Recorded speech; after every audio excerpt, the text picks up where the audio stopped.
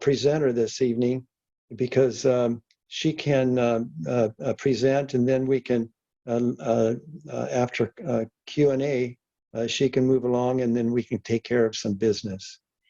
Let me present everybody to Kathleen Baggett Davis from the North Star Action Center. And we're so happy that you are here. And there's a caveat that she'd like me to say. This is her first presentation or appearance on a Zoom, which is really great. We're glad to, we're happy to initiate you to the world of Zoom and presenting. Well, I think like all of us, maybe I've been on Zoom too many times over the last couple of years, but this will be my first time presenting on charter reform, and I'm so happy to do it. Thank you very, very much for having me here. And Dale, Mark, Anne, who we haven't met, Judy, and your civically engaged husband in the other room, Lee, Kathleen, Linda, Steve, and iPad number 2. Excited to spend a little bit of time with you talking about making our city government work better for everybody.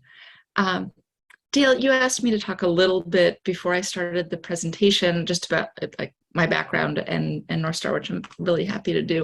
I mean, you already know everything about me, right? I grew up farming, and the farm I grew up on is now a shopping mall. And I moved to Portland when I was 18 and really fell in love with the city, and have been here ever since. I've raised 2 kids here, and I currently work at a nonprofit called North Star. North Star is a team of 4. We were started by 2 business leaders in the region, the founder of New Seasons Market and the founder of Presentation. 2 people who also really love Portland and love Oregon, and started this nonprofit to create a place where we could bring people together to think together, work together, to solve complicated public interest problems. North Star has been tracking and involved with the process of charter reform and developing the charter reform proposal for the last couple of years. Speaking of complicated public interest problems, and I've got a little slide deck that the campaign provided, and so I thought what I would do tonight is step you through the slide deck, which will go over what the proposal is, how the Charter Review Commission members came up with it, some sort of key points about it, and then we can do some Q&A and go from there. Does that sound like an okay way to spend the evening? Terrific. And we're a small group, which is wonderful, because that means that if you want to ask a question, want to raise your hand, or use your voice to chime in, I think we probably have time to do that, and I don't mind being interrupted. So we can do that like that. Oh, I will say though, my experience with Zoom is that when I'm presenting, I actually can't see if you use the digital raise hand feature. So do use your voice to let me know that if you have a question. And I'm just going to share my screen. Can everybody see that? For a second, yes, we can. Yes. All right, so Portland United for Change is the campaign to pass the ballot measure this fall that will reform our city government. The campaign has been endorsed by 45 organizations, including business associations, community groups, unions, neighborhood associations all over the city. Here's a small group, and if you go online, you can see a larger display of the organizations in the region that are supporting the campaign. The first stop on the tour is just, how did we get here? Every 10 years, the City Council appoints 20 Portlanders to independently review the city's charter, which is basically the constitution of the city. It's about a 200-page guidebook about many, many different parts of the city. And those 20 people come together usually for a 2-year commitment to volunteer to recommend changes. So you can imagine a group kind of like your neighborhood association committing for 2 years to solve one big problem together. And That group met in 2020 and began working together. I attended a lot of their meetings and got to see how they worked through the year. And one thing I'll say was really interesting about it is when they started, they had a lot of different ideas about what they could do over their 2 years together. And after doing a lot of research and civic engagement and listening to the community, sort of narrowed their focus to 2 things that they ultimately decided were connected and not separable. And one was addressing some of the structure of how the city works, the job description for the mayor and city council members. And the other was addressing how that mayor and city council get elected. So there's a structure side and a elections and representation side. And after 2 years of working together, this pretty diverse group with folks from all over the city voted 17-3 to send one big comprehensive reform to Portland voters on the November 2022 ballot. That's in 47 days.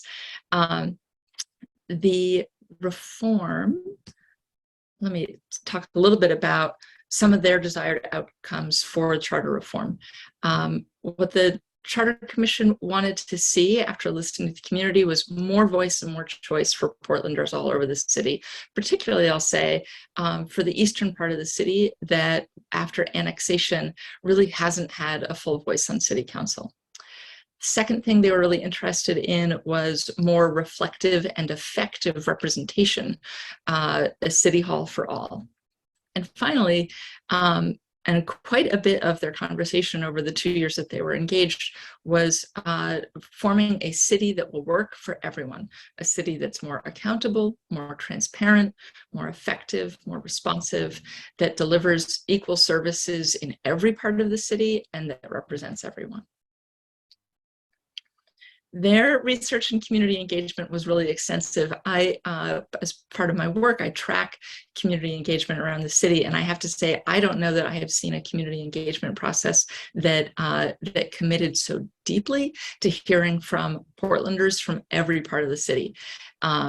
And they used many different ways of getting people's input. They had surveys that they did with more than 4,000 people responding. They sent monthly emails to more than 1,300 people about what they were working on. They had so many public meetings. They had public hearings, listening sessions, and connected with the heads of bureaus, current and former city elected officials from Portland and also from cities around the world.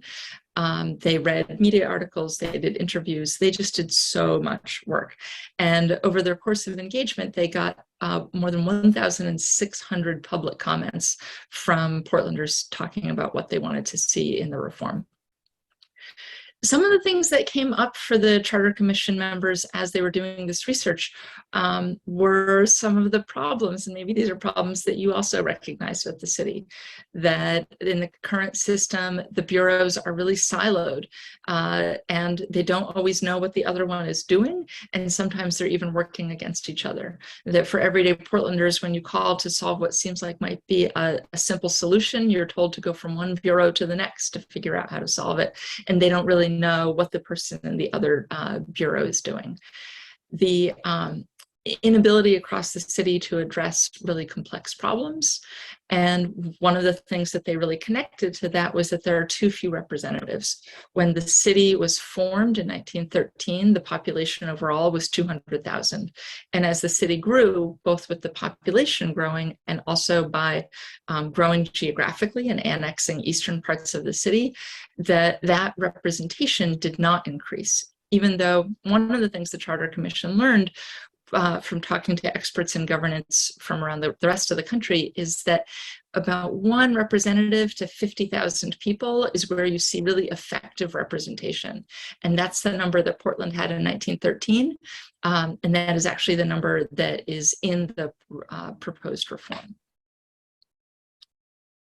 The proposed reform has three big buckets of changes.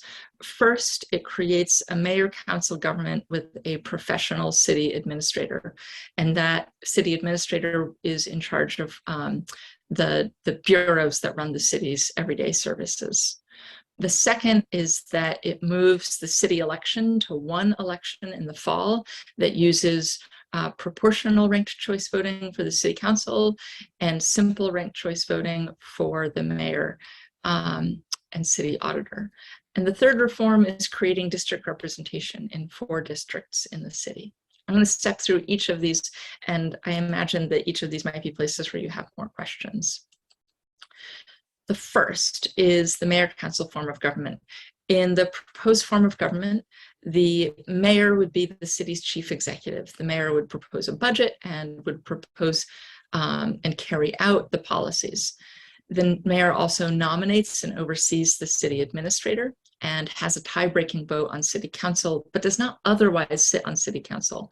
So it looks a little bit more like a governor and a legislative body, or the vice president and Congress, right? Places where you see somebody who has a tie-breaking vote. The city administrator manages city operations and appoints and oversees all the bureau directors. And then the city council would be a legislative body that develops policy, a body that represents the electorate, that amends and approves the city's budget and confirms the city administrator, and that works with the community to identify problems and create solutions. One thing that I think is really interesting about the way that the commission formed this is that while the mayor is the person who nominates, hires, and fires the city administrator and works most closely with that city administrator, the city council also has the power to fire the city administrator with the supermajority of city council vote. So if there is broad displeasure in the work of the city administrator, there's power there to address that. The second big change is the single election with ranked choice voting. Under the proposal, voters may vote for more than one candidate in order of their preference. And by organizing the election system in this way, it eliminates the primary. And in Portland, only about 1/3 of the electorate participates in the primary. So eliminating the primary actually overall increases civic participation in the most important election for our city. The system that this Commission landed on for elections is a system that's been used for more than 100 years in cities around the world, where taxpayers in those cities rate their local government highly. It's called proportional ranked choice voting. And in proportional ranked choice voting, as the name might imply, it delivers proportional results that reflect the voices of the full community. In proportional ranked choice voting, a voter's voice counts even if their top choice isn't selected, because their second or third choice may win a seat in that election. This is a form that's used, as I said, around the world. The proposal also includes for the mayor simple ranked choice voting, and ranked choice voting is used throughout the US in a number of cities, including this year in the city of Corvallis in Oregon. One thing that we know about proportional ranked choice voting systems is that they do trend toward moderation and away from polarization. Studies show also that proportional ranked choice voting elections tend to be more civil. And that may be because you are trying to appeal to a voter who may also like your opponent. And so you don't want to offend them by saying, you know, this person's going to run things badly, I'm the only good choice. You want to think carefully about your voters' point of view and the fact that your voters might like multiple people who are on the ballot. The third big change is district representation. The Charter Commission has proposed 4 geographic districts with an equal population in each one, with 3 representatives in each district. And recognizing that creating districts is a role that takes a level of technical expertise and its own deep civic engagement, the Commission has set in place an independent committee that will design all of the districts if voters pass this ballot measure in the fall. One question that I always think is really interesting that comes up from communities is well, I don't want to support this because I don't think it can win. And this ballot measure in this case is a strong yes. This ballot measure is poised for success. More than 80% of Portlanders are disappointed in how our current government works, which is different than the last time a reform to the city government was on the ballot. This coherent package of reforms isn't just about the job description for the mayor and city council, which was what was on the ballot in 2007 and before that in 2002. It's a full package of reforms that also addresses Portlanders' interests in districts and in representation. And what we've seen from 4 polls of Portlanders over the last several months is that voters don't just like it, they love it. We see very strong support for a major change and a complete overhaul. We see very strong support for the 3 broad changes that were proposed. Districts being able to rank your candidates in order of preference instead of just picking one, and having a professional city administrator. We also see in multiple polls these same levels of support. Very strong support for being able to rank candidates, strong support for having candidates who are in districts with multiple winners, and somewhat strong support, we'll call it, for changing the job description of the mayor and city council. One thing that's been really interesting in those polls is that if you start asking folks about just the executive functions, you start with some support. If you say, well, what if we added in the ability to rank your candidates using ranked choice voting, people are more supportive. And we say, well, what if you also added in the ability to elect people in districts, and you have the strongest support? And about 57% of voters support a whole package of reforms, whereas only about 30% support just changing the form of government. That's the presentation.